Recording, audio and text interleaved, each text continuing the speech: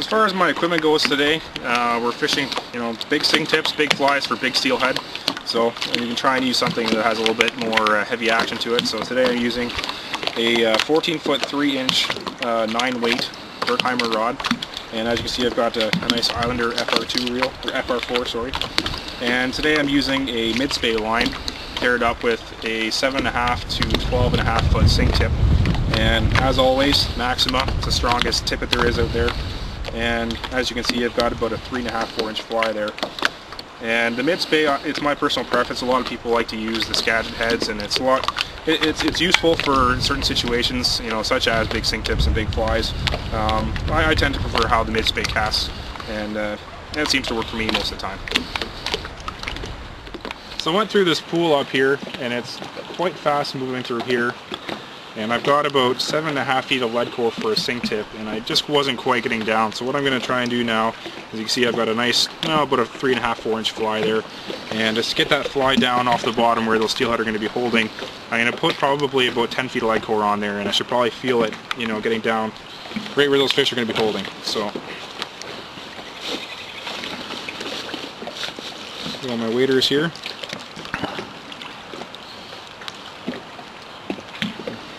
Put that on, and while we're changing sing tips, maybe I'll talk a little bit about fly selection here.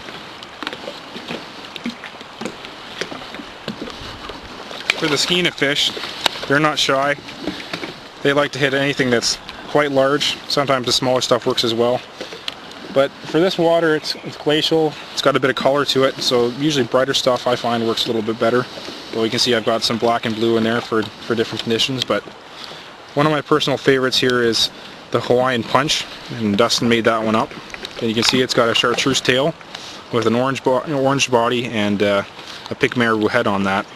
And this fly really wiggles through the water, and I think just because it shows up better, has good contrast with the color of the water, and the fish they really like that color combination.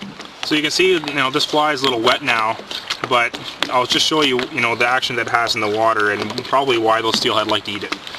You see that the marabou and the grizzly hackles like to pulsate here. And just imagine when you get some more current on that, it's going to make those fibers wiggle. That's why we like to tie a lot of our flies with natural marabous and rabbit strips, and it just has a little bit more action, lifelike action. So for this side of the river, and with the downstream wind, the safest cast to use is probably the double spey.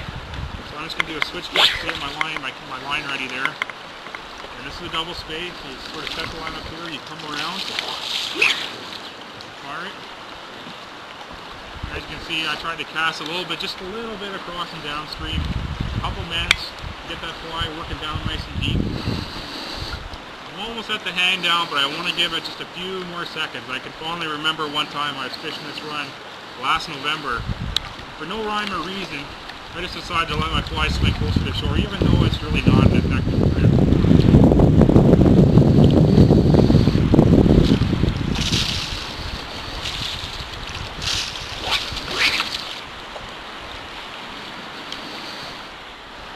A little further down the run now, up top there, I was having some problems with getting a nice drift there. The water is kind of swirly, and it's a nice seam out on the far side, but because you're fly fishing, you got the line being influenced by the froggy seam there, it's hard to get an effective cast out. So I'm down, probably about, halfway down the run now, and it's starting to pick up some speed right even where I'm standing, so I can get that nice swing that I'm looking for. And it also makes the casting a little easier.